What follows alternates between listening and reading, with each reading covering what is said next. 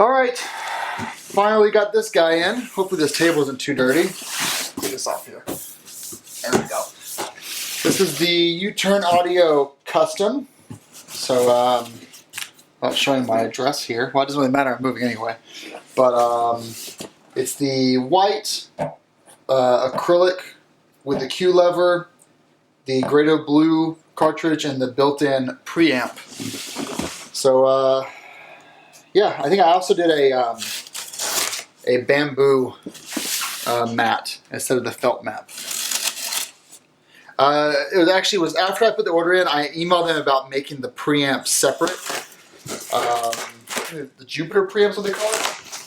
And I asked, the reason why I asked that is because I didn't want to keep myself from being able to upgrade to a better unit in the future. And they said that even with the built-in preamp, you can still use your own externally. You just don't use the one built in. So that's fine with me then. All right, time to take everything out. So we have here the bamboo. Wow, it's really thin. The bamboo piece here. It's supposed to do some stuff to make the sound a little bit better. But some guys online told me this wasn't necessary after I ordered it, but so we'll see. Always return it. I think it was $10.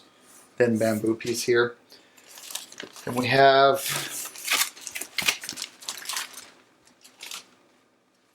the acrylic platter here. Oh, it's heavy. Jeez, very heavy. And then I guess this is our felt mat. There we go. It's soft. It's maybe 2 millimeters, 3 millimeters thick.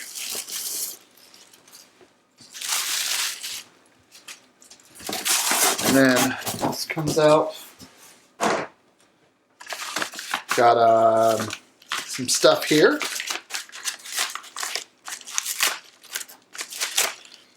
U-Turn included this thing that says, "You know music sounds best on vinyl, so do we." I'm not really sure that's something I agree with yet. I also added the anti-static record cleaner as well to the order. I don't have one, so I figured I should get that as well. Yes, so do we. You can text this thing for a $10 credit for my first purchase. Okay. Nice little support here. You can call them or email them anytime to, well, call during business hours, email anytime for help.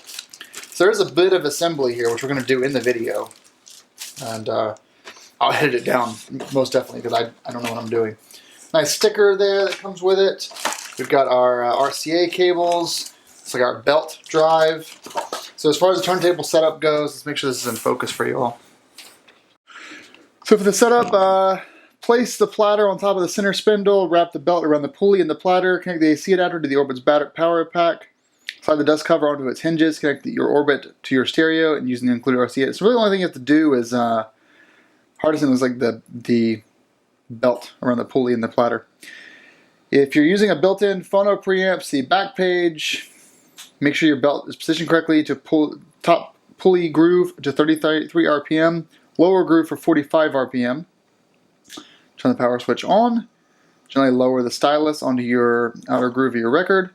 Record's finished. Gently place the tone arm in the rest, which you don't have to if you have a Q lever. Turntable should be on a flat surface, away from heat and direct sunlight. Keep your turntable preamp and RCA cables away from other electronic equipment and cables. Only touch the center label and outer edge of your records. Never stack your records. Keep on direct sunlight. Leave the dust cover closed whenever possible. Use a record brush to keep your vinyl free of dust. Removing debris. It's got a 1-year warranty. And on the back here, we've got the Orbit Q, which I added, which is a silicone damped Orbit Q. Helps you safely and precisely cue your records. To use, raise lever and raise the tone arm onto the Q platform. The built-in phone preamp, which I also added. If you have this, you can connect your Orbit directly to your powered speakers or an amplifier using the included RCA cables. Built-in preamp set to on. Out of the box, simply connect the powered speakers or an amp. If you want to use external preamp, press the preamp bypass switch to disable the built-in preamp. Disable the LED is off. So, let's get started. Alright, so here is the turntable on the table here. Got a little sandwich bag type on-off switch. Looks like the Grado blue is already affixed, which is nice. On the bottom we have our serial number, the approved by, a little signature there, and the electrical. I guess this goes to the preamp, maybe? Maybe not. Yeah, on the rear here is the built-in preamp, and they got the bypass switch here, and then power is over here. Let us try our best to assemble this. Assume like that. Okay, then we've got our felt top. And I don't know if you can combine the felt and the bamboo. That's kind of an unknown here. I don't really know, to be honest. Yeah, hard to tell. Let's grab our belt. So it said the lower is 45 and the upper is 33, was that right? So top pulley groove is 33 RPM, lower groove is 45 RPM. Oh, you know what, does this actually go? Oh, there definitely is two distinct grooves there. So we put this around here. It seems a little bit thin there. Well, I assume it'll work. It just seems like it's yeah, I guess it does work. It seems a little thin to be the way it is. Okay, so let's start with the bamboo, I guess. See what it says on that. Okay, last thing I have to do here is to put the dust cover on. It's got the Orbit logo there, or name there. It slides right into these back clips. And this, I guess that props up like that. It's a little bit wobbly. You gotta kind of be careful with it. I guess if you were to, I guess it's fine there. So flat surface, everything's plugged in. I've got it set to 45 RPM, which I hope that's the right thing, and I'm using the bamboo only, not the felt. We'll give it a few listens and see how it does. So I'm going to grab one of my favorite albums, Daft Punk Discovery, and just hope that I'll play for a second to make sure it works, and then hopefully the YouTube's Content ID system won't completely shut me down. Okay, so preamp LED is on. Oh, that's why. There's a little. It didn't mention to me, by the way, that when you're unboxing this, the Grado has a little cover here. It didn't mention in the instructions at all to remove that. So we just slide that off. So this little guy here just to go on there. There we go. Oh, that sound is the RPM being too fast. Let's go to 33. All right. Now I only hear one speaker with audio coming out.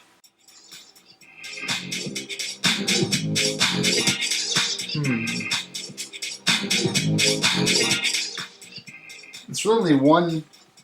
The other speaker has a little bit of noise coming out of it, but it's not complete.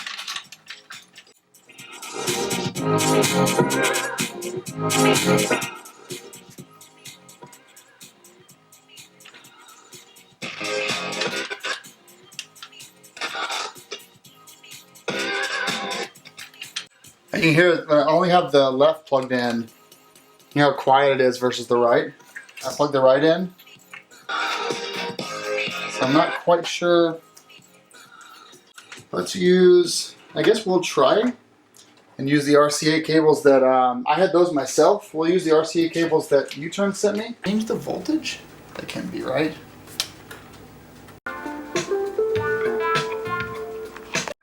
So technically it works, but when I switch the left and right cables around, then this one got louder and this one got quieter and vice versa. So it's definitely something going on here. Like right now the right one is louder. If I switch this one over to the left,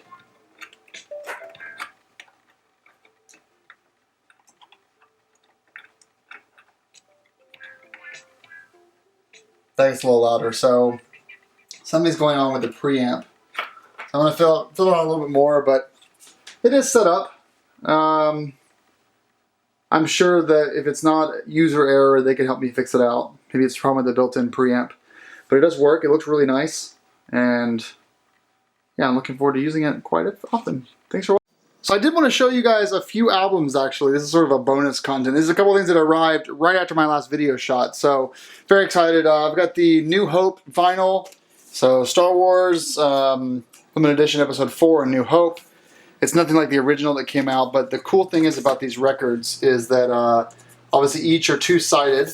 So you've got your spinning Darth and your spinning Death Star.